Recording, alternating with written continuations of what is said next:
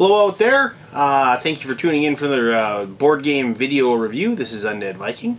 And today I'm going to review kind of a smaller game, and when I say smaller, I mean the game itself actually just comes in this little bag, and as you can read on the bag, it is called Love Letter. Now, Love Letter is a game that is made by Alderac Entertainment Group, AEG as you may know them. They have come up with several games that are, quite popular. Thunderstone, I'm sure you've heard of that. A very, very popular Dominion-esque game about, the deck building, but in a dungeon. They've obviously, done more than just that. But recently, they had a kind of a brand new idea, if you will. They had some board game designs, and they kind of, I mean, I don't know how to explain it. They did kind of like a role-playing setting feel to them. They placed them all in this world, or this setting called Tempest, which is how like lots of like board games have, like, no, I'm not gonna say so much pasted on theme, but they have a theme that you really can't dig into unless it's like historical or something that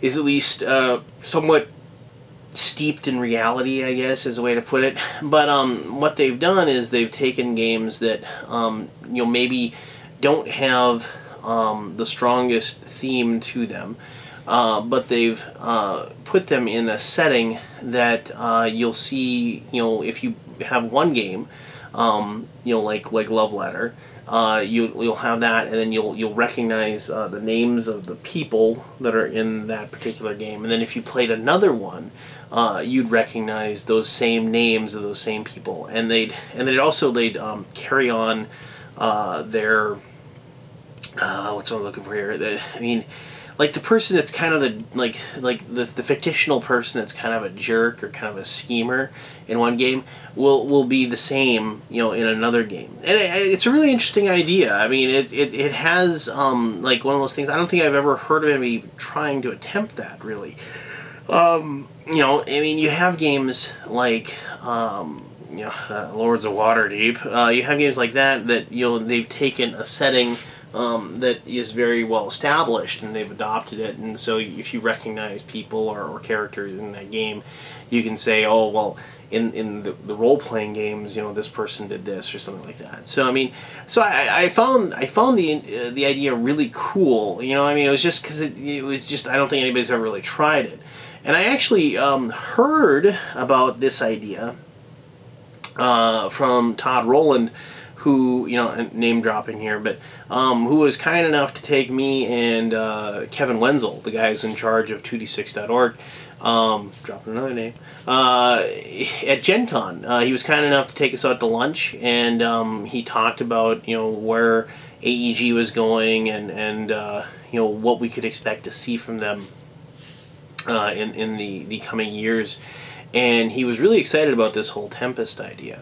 And the really cool thing was he actually had a prototype version of Love Letter with him, and then he was kind enough to play the game with Kevin and I, and he just totally destroyed us. He had obviously played the game many times prior, but so I was really I was really taken with the game. I thought, well, that was really cool. It was like fast playing, and then but it was one of those things too where it was like, well, it isn't coming out for like 17 months or whatever it was.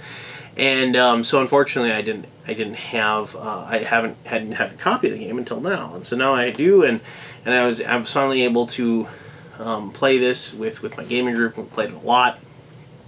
It is a filler game, but it's strangely, it's like whenever I bust it out, it's like instead of like a filler game that you're playing for the pardon me, the like 20 minutes or so before like you play something else. By and large, when we play this, it turns into something where we just keep playing it and playing it and playing it and playing it, kind of like you would do with like a little card game or something, that like with a deck of cards. I mean, not like this is a little card game, but like if you sat down and you decided you're going to play hearts with somebody, and you just ended up playing, hearts for the next 4 hours, something like that, you know. And so like, we've sat down and like all of a sudden realized like an hour and a half has gone by, and we've been playing. We've just been sitting here playing Love Letter the entire time. So I'm going to show you how to play, and hopefully you'll get a good idea of how the game is played. And then after that, you know, we will go on and we will talk about exactly what I think of the game, and hopefully you can figure out you know, if it's something that's going to fit in your gaming group or fit in your gaming style, and you can go out and try to pick one up. I do apologize, it does look like the game is like sold out everywhere, but I'm pretty sure even if they've gone through a print run for it, they will undoubtedly pump out another thousands and thousands of copies, if you will. So all right, let's figure out how to play Love Letter. Here we go. All right, so the entire game of Love Letter comes in this bag. And inside the bag, you have, let me just get this stuff out. You have these little tokens. These are basically just little red cubes. You're familiar with those. These are used to keep track of the score, since the game is played over several rounds. Whenever you win a round, you just take one of those cubes. Depending on how many people you play with, a certain number will declare whether or not you're the winner. Get this cool little rule book. It's actually, you know, pretty straightforward. Has actually some little backstory stuff as well, but it's all about the game of Tempest. Well, I shouldn't say Game of Tempest. It's part of the Tempest line from AEG, but I already talked about that. So these are the list of cards. Each player will get one of these. It'll tell brief summary of what the card does, and also how many of each of those cards are located within the deck. Now I'm just going to show you something. I never sleeve my cards, but I have sleeved mine. The reason for that is, take a look at the back of this, one of these cards here, like this one. I've barely had the game a few times, and you can see these little notches, and that's luckily just one of these cards, so I don't really care about it. But that just became from like normal wear and tear of like, I don't even know what. And other cards of my deck have gotten marks on the back as well. So because this is a game of deduction and bluffing and what have you, I had to put some solid color sleeves for the backing, so you wouldn't be able to look at the back of the card and use that unfair advantage. But anyway, so here's the cards with all the different, you know, there's the Baron, Princess, and so on and so forth. Just quickly, I'm going to explain what each one does. If you have the Princess in your hand, the whole point of the game is to have the highest. If you manage to survive every single, throughout every round of play, or you know, as you deplete this deck as you play, whoever has the highest number card left in their hand at the end wins that round. And so the Princess is the highest number card. It's an 8. And so if you have this card in your hand, you're going to win at the end. However, if you ever discard this card while you're playing, for whatever reason, you automatically lose. You're out of that round of the game. A Baron. If you play a Baron, what the Baron does is that you compare the other card in your hand with another person, and if your card is a higher number than the other person's card, then you knock them out of that round. So like if you had, you know, if you drew a card and you had the Princess and you drew a Baron, that'd be really good because you could just basically pick somebody and you know you're going to beat them. If you somehow tied, because there's lots of cards that are the same number, if you somehow tied with somebody, then you just basically both just kind of smile at each other because you know what each person has, and then nobody is out. Okay. A Prince, there's 2 princes in the deck. A Prince, it's number 5. If you have a Prince, you can choose any player, including yourself, to discard their hand and draw a new card. This can be powerful if you think that somebody has a card that you just want to get rid of, or if they have the Princess and you can get rid of the Princess that's in their hand, then obviously they'd be out. The King, also another higher number. If you pick with the King, you can pick anybody else, and you trade your hand with that person. So you switch cards out. If you have a Handmaid, you play a Handmaid. that protects you until your next turn. Nobody can play any cards on you, basically, to mess with you. A guard. There's lots of guards in the deck. If you have a guard, you can play that card in front of you, and you can pick anybody at the table, and you can say, I think you have a whatever card. You can pick any card but a guard. And if they have that card, they have to reveal it, and they are out. Let's see here. There's only a few left. The priest. If you play the priest, you just basically get to look at somebody else's hand. You can't reveal it, obviously. And then the last card to show you is the Countess. Besides being kind of a saucy little minx, the Countess actually, as far as her powers, she doesn't have any. But if you have the Countess in your hand, as well as a prince or the king, you immediately have to discard the Countess. So, if you discard that, it kind of gives away what's in your hand. But you can always discard the Countess if you want. No matter what the other card is in your hand, you can maybe throw somebody off the trail, if you will. So, there you go. Those are the different cards in the deck. Playing Love Letter could not be simpler. I'm just going to deal out like a 3-player game. So you shuffle up the cards, you place them in the middle, you take one card off the top, and nobody looks at it, and you place it off to the side. That will not be looked at or touched at all. Basically what that's there for is so nobody can count cards and just say, well, I know X number of these cards have been shown, so I know that this card can't be that or whatever, because there's a mystery card nobody knows. You hand out, like I said, this is a 3-player game. You hand each person a card. Like this, say this is the first player. Technically, like you for the first round of the game, determine the first player. You would the rules state that the last person who's gone on a date gets to be first player. But obviously you can randomize that. But I'm just going to turn these over. Normally you wouldn't turn these over because nobody knows. So first player is this one. They actually have the princess. So, they got to make sure they don't discard that. They draw another card, and they have a guard. So, obviously they have to play the guard, so they put the guard in front of them, like so. And this one would be, of course, nobody knows what that is. And this person would say, points at that person next to them and says, I think you have a baron. And that person doesn't, so they aren't out. So they draw another card. And that card is a priest. Well, obviously they want to hold on to the Countess at this point, so they, play the priest in front of them, and they say, well, I want to see your hand. So this person hands them that card, and, so then they get to look at that card. This person has a prince, and they draw another card, and they got another prince. So they're like, well, geez, I don't know. I guess I'll have to play a prince, because they got, and they just, as luck would have it, maybe they pick this person and say, I'm going to pick you to discard your hand. And that person goes, dang it, I had the princess, I'm out. And now it would be between these two people. And they'd go back and forth until either one of them got knocked out or they got done. And then they compare which card is the highest. And then whoever wins takes a token, puts it in front of them, and then that person has won that round. And when you play with 3 players, you have to win 5 rounds. To win the game. And then that means that you've successfully wooed the princess, and she is now going to marry you or run away with you or whatever. I forget exactly what the rules state.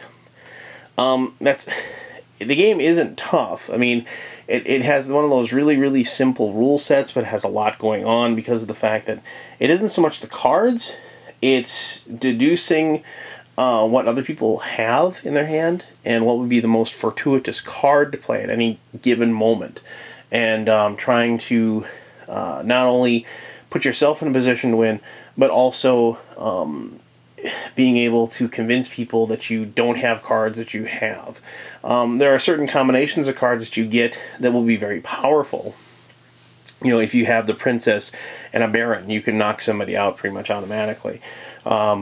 Having a guard is actually a really good card to have sitting in your hand, because nobody can, if you get like a guard and a priest, Some people play a guard. I don't think you should do that. I think you should play the priest and find out what somebody is, and then if you can maybe find out they have a really good card that you think they're going to hold on to, then when it comes back around, you can use that guard to single them out and guess what their card is. And you can watch and make sure they haven't played it, and then you can, or if they use like a king to trade the card away, then you can use that guard to get that person out. So it's one of those things where there's a lot of different combinations of cards that you just gotta have to be aware of. You can get knocked out pretty quickly, like as you see here, you pick that person, then they're out.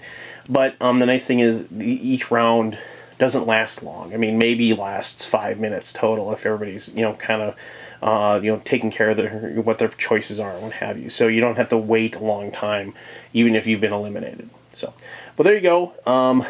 That's how you play. Now let me tell you what I think of this fun little tiny game.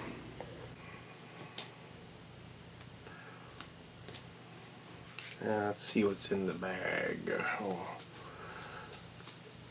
It's a Viking! Alright, so there you go. That's how you play Love Letter.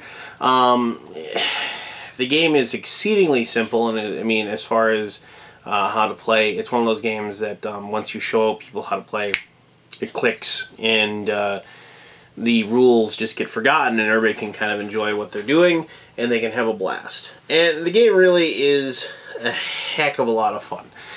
This is one of those designs that, like, I see that somebody came up with this, and obviously it went through probably lots of playtesting and a lot of effort and a lot of very intelligent design went into the creation of the game. But it also infuriates me that somebody could come up with a game that's this simple, and it's just like, why didn't I think of that? I mean, it's just it's so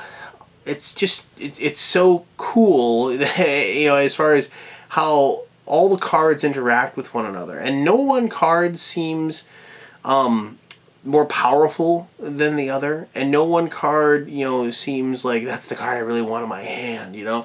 And yeah, I mean, there's some luck involved as far as like getting the right cards at the right time, but I mean, because you're playing so many rounds of the game, it's very odd for somebody just to get put upon constantly, and just not getting any luck. I will tell you, I mean, nothing is more annoying than, like, in the very first round of the game, you're like, all right, here we go, we're gonna win. And before you even get a turn, somebody puts down a guard and says, I think you have a handmaid. And you're like, how did you know? And you don't even get to play. I mean, that's annoying, but, it doesn't happen all the time. And that's part of the fun of the game, too, where you can just be like, ah, and then everybody else cheers and laughs, and you can just, say, okay, fine, next round. I played the game earlier today, and it was one of those things where the first, it was a 3-player game, the first 3 rounds of the game, it was just like, I was just getting bam, bam, just getting hammered, and and nothing, and the other 2 players were just going back and forth, and then, finally I thought I was, in the next round I thought I was doing well, but no, I made a really bad choice. I actually traded cards with somebody and gave them a guard, and then they went next. I mean, it was like, I just totally lost their mind at that point. And they're like, I think you have that card, and I was out. So I definitely deserved that. But all of a sudden I was down, both the other people I was playing with had scored 3 times, so I was down, at 0, and both of them had 3. And then the next 4 rounds I won. It was like boom, boom, boom, boom, boom, and then and I eventually won the game. And it's just one of those things where you just got to keep your head up and make good choices and make intuitive choices, with other people. And that's why I think I really like the game. There isn't a lot of bluffing going on. You just don't really have that option. I mean, the Countess gives you some of those options available to you, but there is. There's something to be said about looking somebody in the eye and trying to read their mind, what they have.